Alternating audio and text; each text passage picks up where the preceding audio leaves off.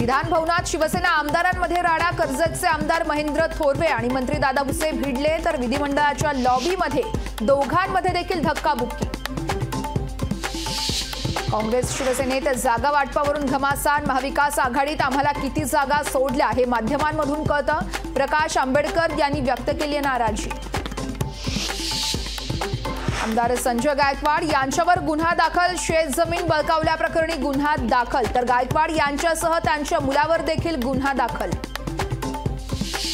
अभिषेक घोसाळकर गोळीबार प्रकरणाची एसआयटी चौकशी करा। ठाकरे गटाचे आमदार विलास पोतनीस यांची विधान परिषदेत मागणी।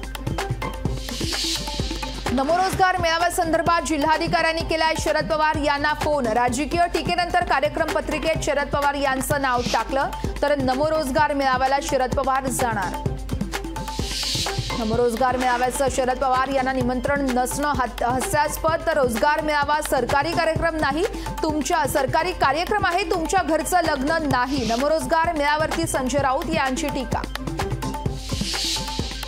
शरद पवार यांच्या स्नेहभोजनाचं निमंत्रण फडणवीसांच्या कार्यालयाला प्राप्त। पवारांच्या जेवणाचं निमंत्रण फडणवीसांनी नाकारलं। लोकशाही मराठीला सूत्रांची माहिती। भाजप लोकसभा उमेदवारांची पहिली यादी येण्याची शक्यता। पहिल्या यादीत बड्या नेत्यांची नावं असणार। पंतप्रधान नरेंद्र मोदी अमित शहांची उमेदवारी जाहीर होणार। लोकशाही मराठीला सूत्रांची माहिती। राज्यात भाजपकडून लोकसभा उमेदवार निश्चितीसाठी समितीमध्ये 6 नेत्यांचा समावेश। भाजप पक्षश्रेष्ठींकडून समितीची नेमणूक। वंचितचा मावळ लोकसभेवरती दावा। मावळ लोकसभेची संधी आम्ही सोडणार नाही। वेळप्रसंगी स्वबळावरती लढू। वंचितचे उपप्रदेशाध्यक्ष अनिल जाधव यांचं वक्तव्य।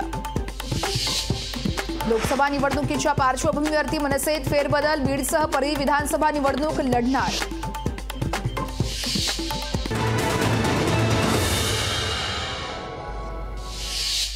नितेश राणेंनी घेतली पोलीस महासंचालक रश्मी शुक्ला यांची भेट। बांगलादेशी घुसखोरी आणि अतिक्रमणांना पाठीशी घालणाऱ्या पोलिसांवरती कारवाई करण्याची राणेंची मागणी।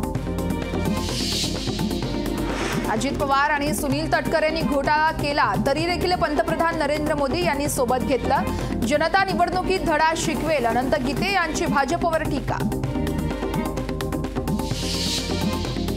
जाहीरनाम्यासाठी भाजप घेणार जनतेचं मत। राज्यातील प्रत्येक जिल्ह्यातून जनतेचं मत मागवलं जाणार।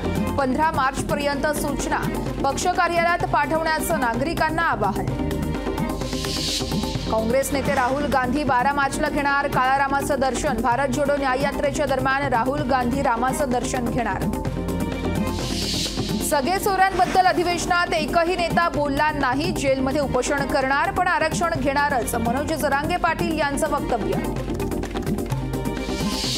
आम्हाला पाडण्यासाठी सर्व नेते एकत्र आले आहेत, मात्र जनतेचा आशीर्वाद आमच्या पाठीशी आहे। खासदार नवनीत राणा यांचं वक्तव्य।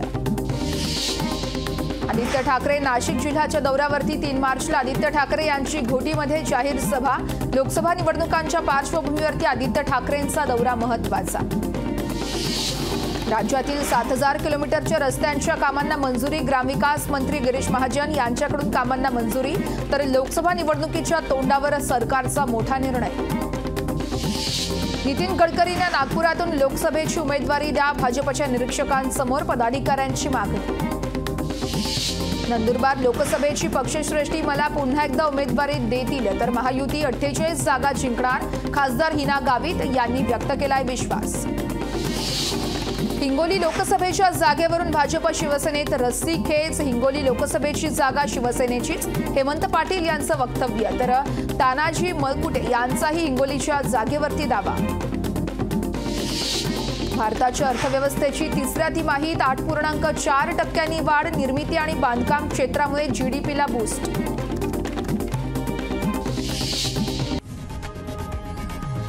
लोकशाही मराठी ऐका, पहा, जागरूक रहा।